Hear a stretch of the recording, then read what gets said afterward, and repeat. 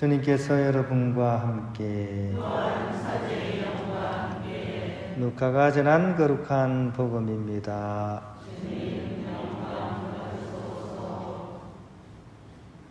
예수님께서 겟네사렛 호숫가에 서 계시고 군중은 그분께 몰려들어 하느님의 말씀을 듣고 있을 때였다.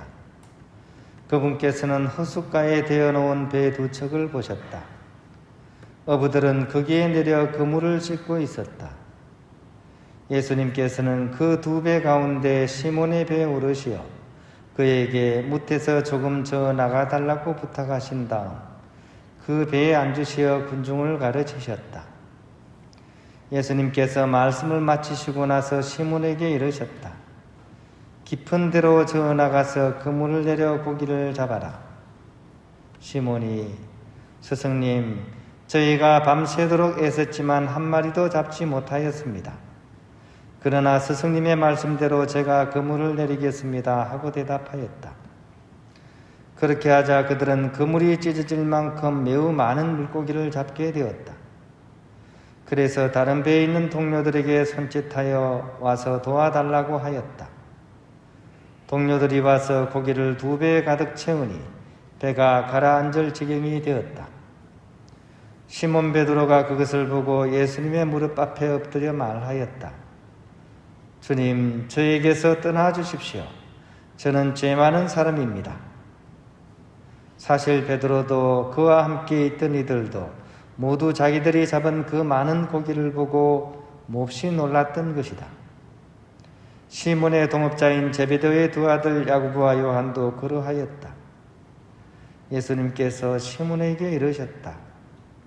두려워하지 마라. 이제부터는 사람을 낚을 것이다. 그들은 배를 저어다 뭇에 대어 놓은 다음 모든 것을 버리고 예수님을 따랐다. 주님의 말씀입니다. 네, 평화를 빕니다. 왠지 날씨가 이 폭풍 전이 안 왔습니다. 그죠? 이렇게 올해 발생하는 가장 큰 태풍이 아마 내일쯤 이렇게 방향이 어떻게 될지 한반도로 올라올지 이렇게 좀 약간 다들 걱정을 하고 있습니다. 하도 센 태풍이다 보니까 참 이 피해가 났으면 하는 좀 그런 마음이 있습니다.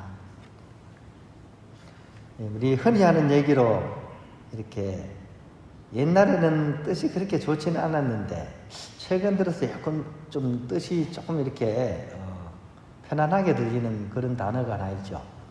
이 바보라는 단어입니다. 그죠? 옛날에는 바보야 그러면 욕이었는데 요즘은 바보야 그러면 왠지 그 안에는 약간 애정이 좀 깃들어 있는 듯한 좀 그런 느낌입니다. 그래서 바보 그러면 바라볼수록 보고픈 얼굴, 그래서 바보. 아니면 바라볼수록 보석 같은 사람이라서 바보. 뭐 이렇게 얘기도 합니다. 그럼에도 불구하고 원뜻은 왠지 나사가 하나 빠진 사람을 일컬을 때 이 바보 같다라는 단어를 많이 씁니다. 그런데 오늘 우리가 들었던 일독서에 사도 바오로께서는 이런 얘기를 하십니다. 정말로 지혜로운 사람이 되려거든 오히려 바보가 되어야 된다 하는 말씀입니다. 그 참 알듯 말듯 참 좀 이렇게 아리송한 그런 말씀이기도 합니다. 이 지혜로운 사람이 되기 위해서 바보가 되어야 된다 그러니까 언뜻 좀 이해가 되지는 않습니다. 그런데 물론 이 사도 바오로께서 하시는 이 바보가 팔푼이 그 바보는 아마 아닐 것입니다. 즉 하느님 나라를 위한 바보, 또 하느님의 뜻대로 살기 위해서 자신을 포기하는 바보, 그런 바보를 아마 얘기하는 것일 겁니다. 특히 복음서를 좀 비춰서 생각해 보면 종말론적인 바보 이렇게 얘기를 할 수 있을 거예요. 종말론적인. 종말론적이라는 의미는 막 세상이 멸망하고 막 어떤 그런 의미가 아니라 오히려 마지막 자리, 끝자리를 가보고 그것을 기반으로 지금을 깨어서 사는 사람. 이것이 약간 종말론적인이라는 말의 근본적인 뜻입니다. 그러니까 그런 종말론적인 바보. 그러니까 인생의 맨 마지막 자리를 알기 때문에 오히려 지금을 참으로 충실히 살 수 있는 사람, 그런 사람이 아마 종말론적인 바보라는 것의 뜻일 겁니다. 예를 들어서 주위에서 흔히 겪는 일이죠, 그죠? 어떤 암 환자의 고백, 이런 얘기 많이 들어봤을 겁니다. 어떤 암 환자가 좀 약간 엉뚱한 이렇게 자기 소감을 얘기를 해요. 암을 주신 하느님께 요즘 감사드리고 있습니다 라는 단어입니다. 우리가 생각하기에는 이해가 안 되죠. 암이 걸렸는데 뭐가 좋아가지고 저 사람이 어떻게 그것도 하느님께 감사드린다고? 하느님도 무심하시지라고 해야 되는데 왜 저럴까 이렇게 이야기가 그렇게 쉽지가 않습니다. 그런데 이분은 이렇게 얘기하죠. 내가 아마 암에 걸리지 않았다면 내 혼자 힘으로 모든 것을 이룬 것으로 착각하고 아마 잘난 척 하다가 아마 세상을 그냥 떠날 그렇게 될 확률이 높을 것이라고. 오히려 암 때문에 지금 가장 중요한 것을 잃었다고 생각하게 되니까 그때서 비로소 가족이 보이고 또 이웃이 보이고 또 인생에서 가장 중요한 것이 무엇인지가 보인다고, 이렇게 바로 그것 때문에 하느님께 감사합니다라고 이렇게 얘기를 이렇게 하십니다. 오늘 복음에 나오는 제자들의 모습도 바로 그런 모습이죠, 그죠? 어떻게 보면 사실은 완전히 이렇게 절망하신 분들이잖아요. 밤새도록 고기를 잡으려고 했는데, 그것도 고기 잡는 기술자가 밤새도록 노력을 했는데 안 되고 탈진했잖아요.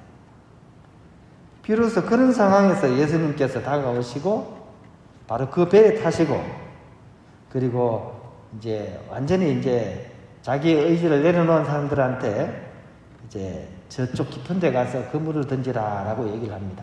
아마 이 사람들이 처절하게 실패 안 했다면 아마 웃었을 거예요. 내가 여기서 고기 잡은 지가 몇십 년인데 그게 되겠냐고, 밤새 동안 해도 안 되는데. 근데 이분들이 오히려 탈진하고 자기의 어떤 그런 걸 다 내려놓은 말 그대로 바보 같은 그런 상태니까 예수님 말씀을 이렇게 들어줄 수 있는 거죠. 그리고 오늘 복음 말씀은 바로 그렇게 했더니 정말 배가 가라앉을 만큼 그렇게 많은 물고기를 잡았다는 이야기입니다.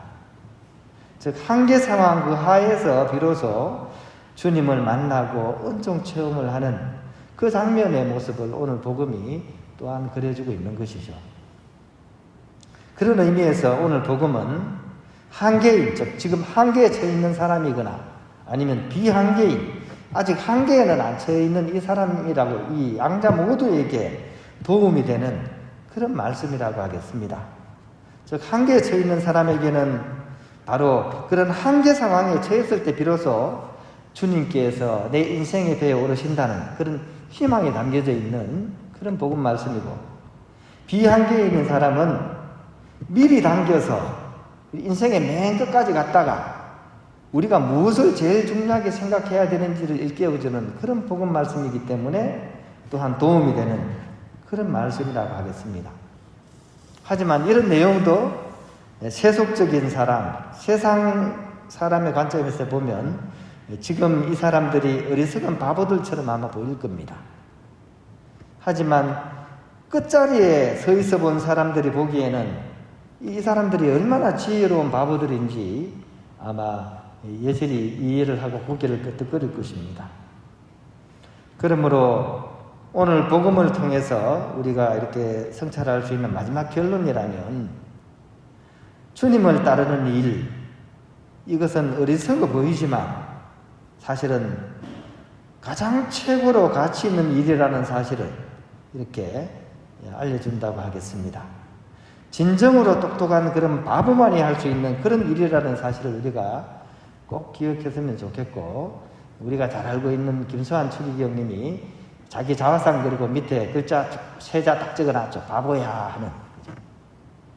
어떻게 보면 세상에서 보기에는 바보가 될지 모르지만 예수님을 따르는 데 있어서는 더없이 작고 겸손한 모습으로 예수님을 닮으려고 하는 그런 맑고 깨끗한 영혼의 상태를 우리가 지향하면서 이렇게 살아갔으면 좋겠습니다. 그래서 우리의 얼굴이 바로 진짜 바보, 바라볼수록 보고픈 얼굴, 또 바라볼수록 보석 같은 그런 사람이 되는 그런 바보살이를 우리가 살아갔으면 좋겠습니다.